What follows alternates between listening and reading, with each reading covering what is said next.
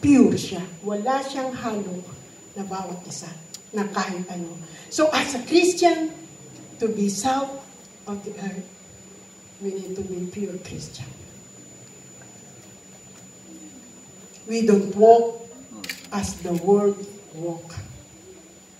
Kaya nga po, we are being persecuted. At kung nakita po natin yung opening ng pinag-uusapan ngayon, hot issue, yung opening ng Olympics sa Paris, may punto po sila doon. They really mock yung the Lord's Supper. At sabi na, parada sila ng mga bull. Kinuha lang na po nila to during the coronation of King Charles. Kung napansin nyo yung ceremony during the coronation of King Charles, it's also the same. So kung titignan po natin ang mundong ating kinagagalawan, it is really not a question, do you believe in God or I don't believe in God. Now, it is really the question of mocking God. Yun na po ang ginagawa ng mundo ngayon. And as a Christian, hahayaan ba natin ito na mangyari sa ating kapaligiran? We need to stand on the truth. Hindi po tayo dapat nananahimik kapag meron po tayo nakikitang ganito. Sabihin po natin kung ano ang sinasabi ng Bible. That is being sound. You are changing the atmosphere sa iyong kinagagalawan. So, called to be salt, paano po tayo as a Christian to be salt of the world? Kailangan po kasama natin sila. Hindi ka pa magiging salt kung ang exposure mo is nasa loob ka lang ng church.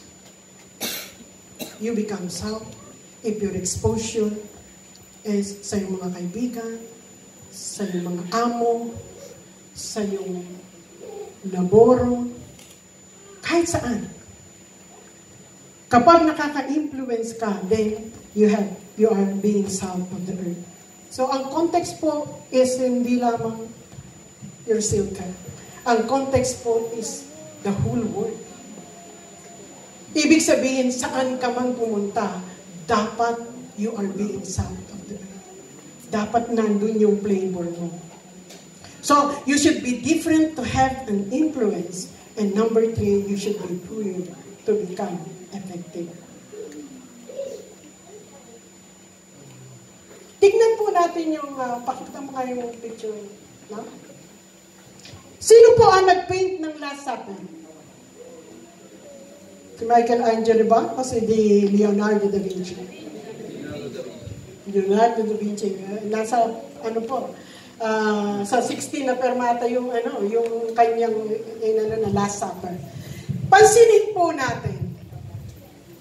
Si Judas po 'yon. Si John at saka si Peter, si Judas. Tignan po natin yung nasa kamay ni Judas.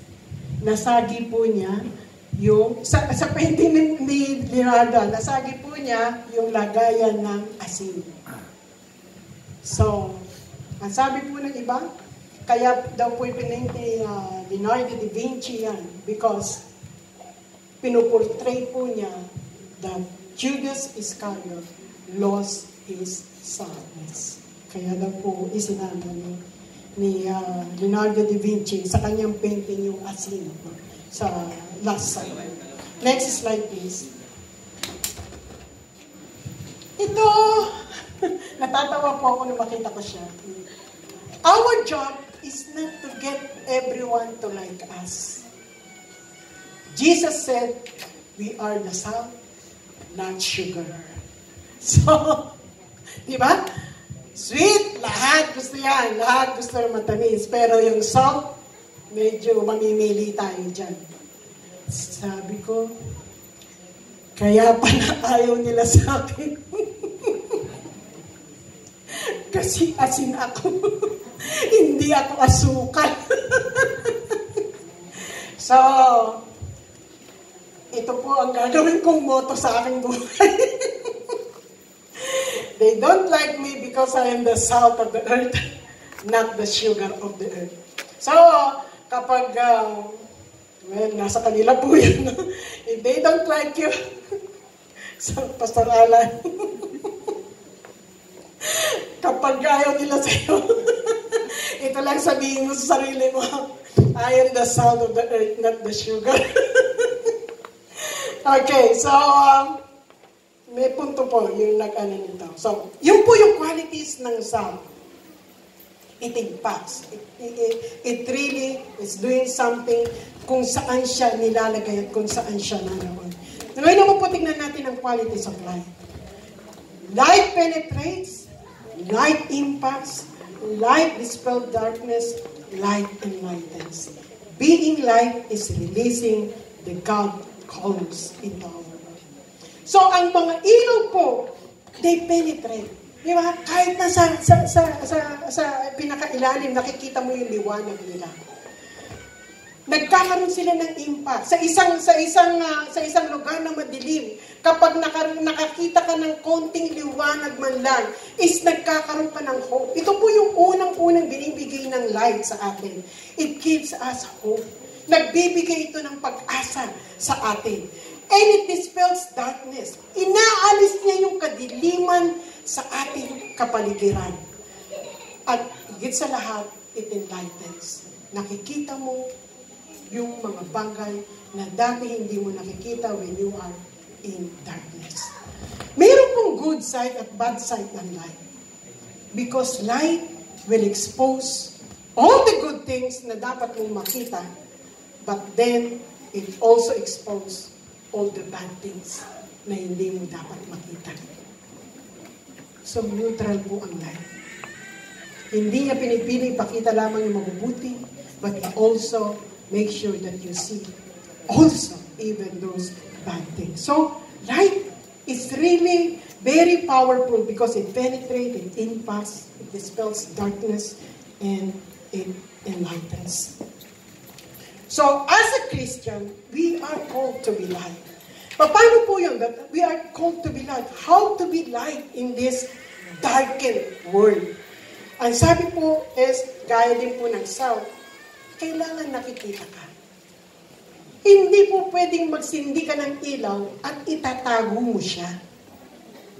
During their time, it is the lamp. No? Hindi pwedeng magsisindi sila ng ilaw at itatago. Even us, now, kapag brown out, kapag nagsindi ka ng kandila, hindi mo tinatago si kandila. Dinalagay mo siya sa pinagmataas na lugar para malighten yung bawat sulok ng ating bahay. Number 2, your presence should change the atmosphere in your environment. Kapag naglagay po tayo ng ilaw sa isang madilim na lugar, nagkakaroon po ito ng liwanag.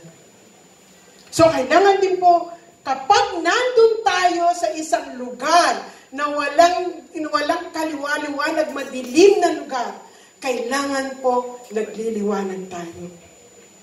Baka naman pagpunta mo sa madilim na lugar, madilim ka rin. So, what is the use? Your presence should change the atmosphere in your environment. Bilang Christian po, dapat kapag kung nasaan tayo, nagbabago yung atmosphere kung nandun tayo. So, ako po, experience ko to, no? Kung nasa kalagitnaan ako ng mga taong mahilig magmura, since na, siyempre, kailangan, walang secret. Kasi ngayon, pag tinanong ka, Christian ka ba? Secret.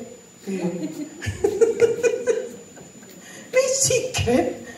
Pwede mo bang i-secret si Salt? Hindi mo pwede i-secret si Salt. Dahil pag nilagay mo si Salt, visible kagad siya. Matitikman mo kagad siya. So, sa isang Kristiyano po, dapat wala pong secret. Pag tinanong na, Christian ka ba? Yes, praise the Lord. Christian ako. Bakit? May problema ka? Sabay tanong, bakit pag may problema ako, ano gagawin mo? Eh, di pag may pray kita, hawak tayo ng kamay. Di ba? Sabi ko nga, nung pandemic, 2 years. 2 years. So, 1 year po na nasa bahay lamang tayo. Pinagkulang pa tayo ng Diyos? Hindi. During that time po, ang ginawa po namin sa church is nag-zoom kami araw-araw. Pinag-usapan namin ang Bible araw-araw.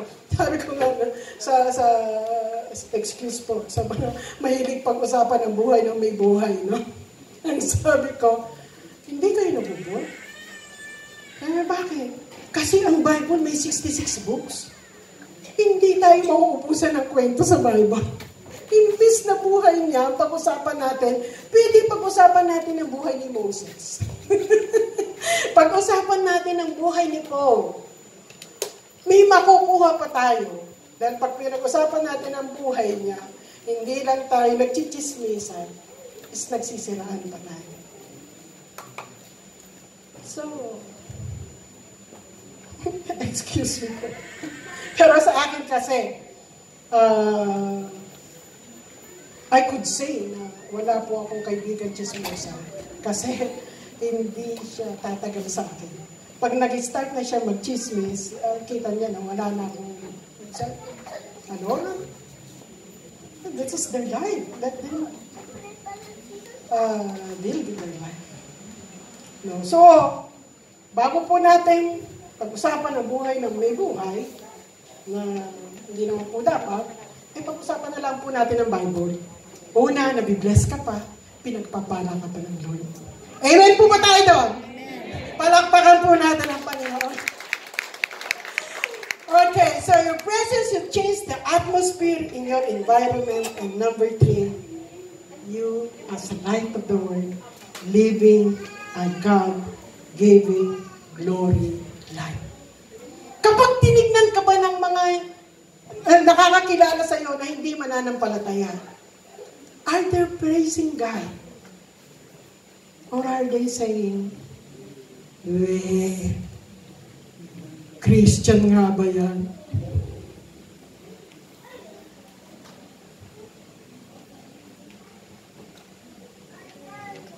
Tingnan po natin yung lamp in their days. Next,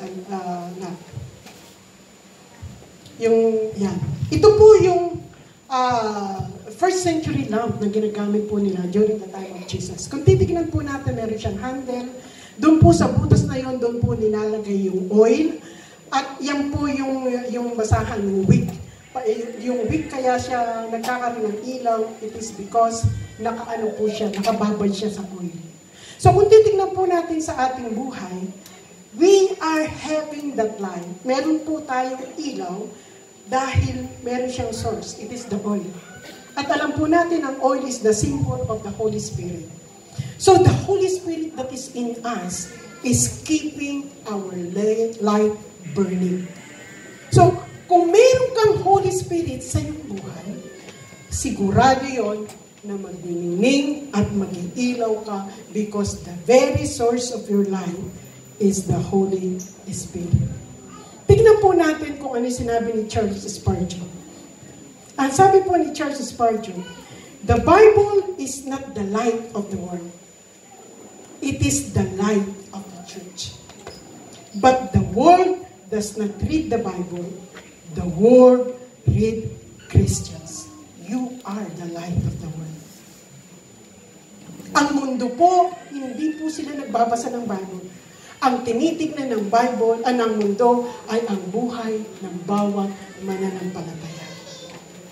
Kaya sinabi po ng ating Panginoong Yesus, you are the light of the world.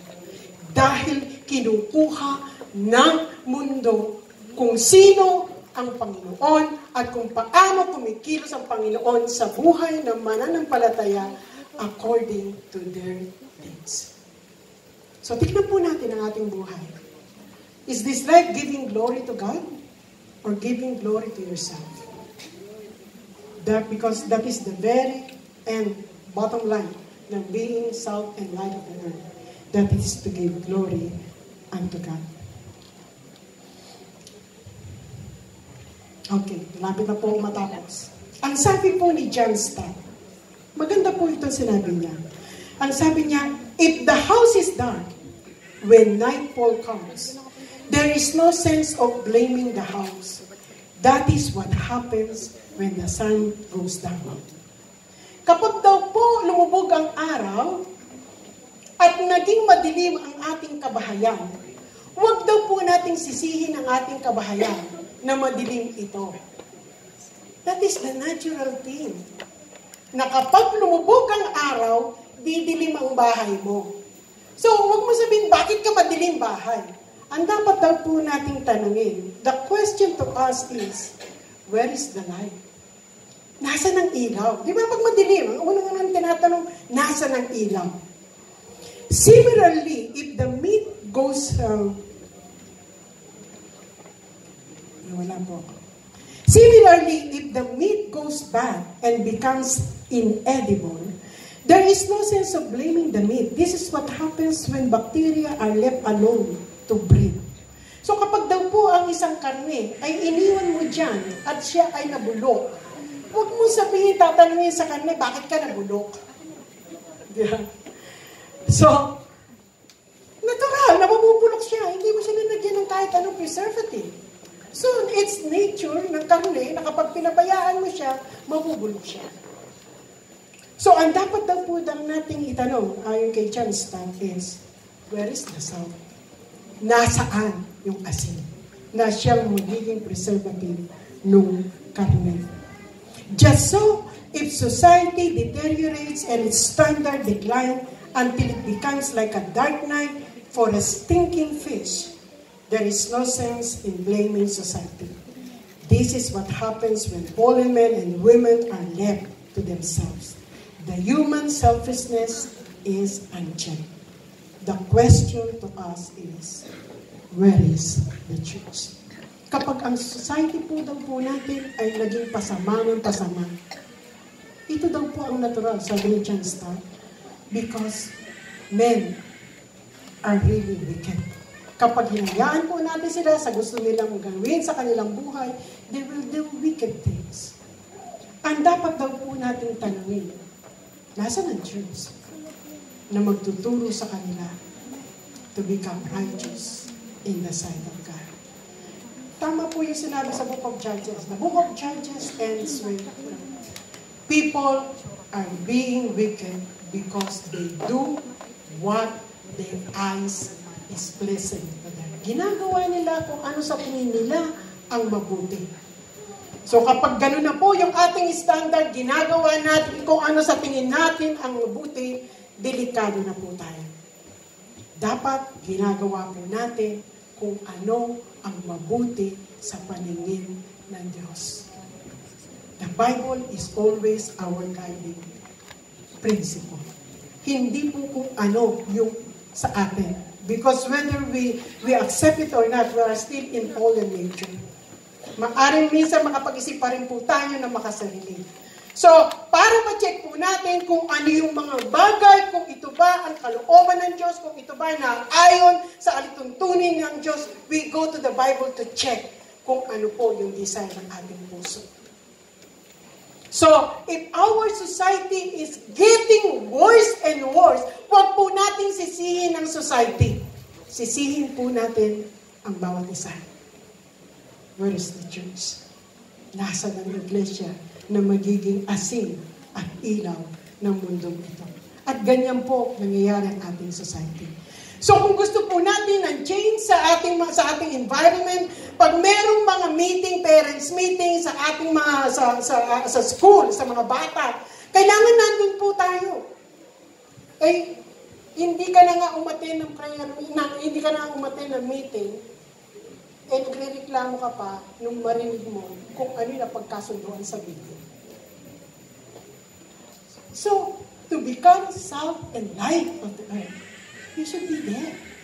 Kailangan nandun ka to make an influence. Hindi ka naman makaka-influence kung wala kang presensya, kung wala ka doon. Sa atin pong mga amo, alam ba nila na Christian kayo?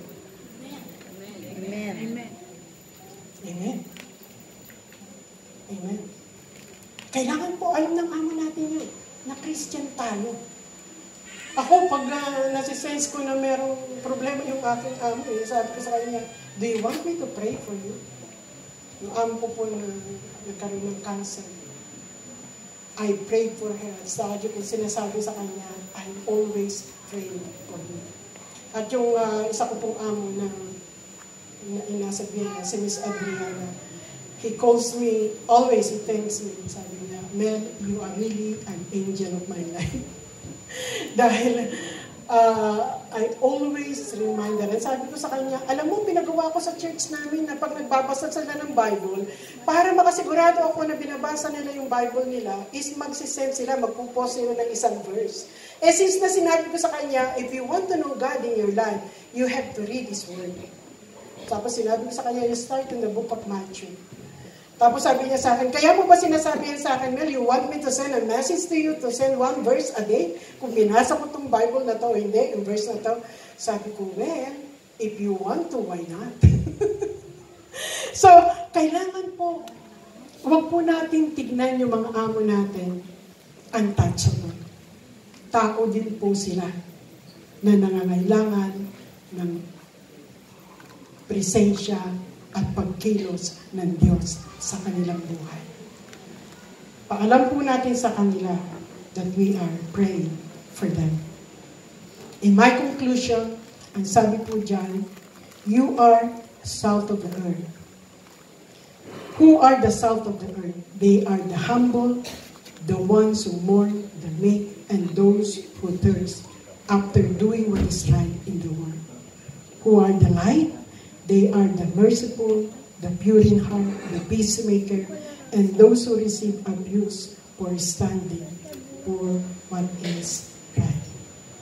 John 1:5-7 and sabi po, this is the message we have heard from Him and declared to you. God is light.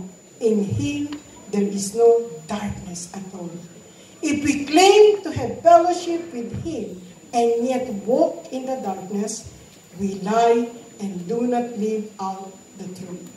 But if we walk in the light, as He is in the light, we have fellowship with one another, and the blood of Jesus, His Son, purify us from all sin. Thus, you are called to be salt and light.